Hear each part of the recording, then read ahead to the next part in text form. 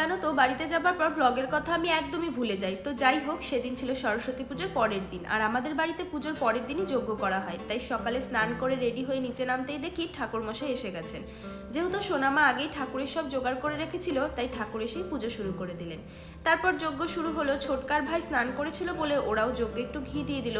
তারপর যজ্ঞের ফোঁটা নিয়ে নিলাম। ঠাকুরমশাই এদিকে ঘরটা নাড়িয়ে সবাইকে এক এক করে আশীর্বাদী ফুল দিয়ে দিল। চরণামৃত নিয়ে উপোস ভাঙলাম আমরা বাড়ির সবাই। তারপর বসলাম সরস্বতী পুজোর সেই প্রিয় কাজটা করতে। বেলপত্রে ওম সরস্বতী নম লিখে ঠাকুরের পায়ে টপ টপ করে 3টে বেলপাতা ফেলে দিলাম, আর বললাম এই মোটা মাথায় একটু বুদ্ধি দিও ঠাকুর। তারপর সবাইকে এক এক করে প্রসাদ দিয়ে শেষে বড়মশাইয়ের জন্য প্রসাদ নিয়ে আমি একেবারে উপরে চলে আসলাম। সেদিন সোনামার ঘরে আমাদের সবার নেমন্তন্ন ছিল। সব রান্না সোনামা করেই রেখে দিয়েছিল। শেষে আমি ভাতটা চাপিয়ে দিলাম। মা পুজো করতে খুবই ভালোবাসে, আর সেদিন মাই ছিল না। তারপর দুপুরে লাঞ্চ সেরে একটু রেস্ট নিলাম। সোনামা সন্ধ্যাবেলায় সন্ধ্যেবাতি ধরিয়ে দিল, আর আমি এদিকে সবার জন্য চা করে নিলাম। সেদিন আমি খেয়েছিলাম মিষ্টি দই।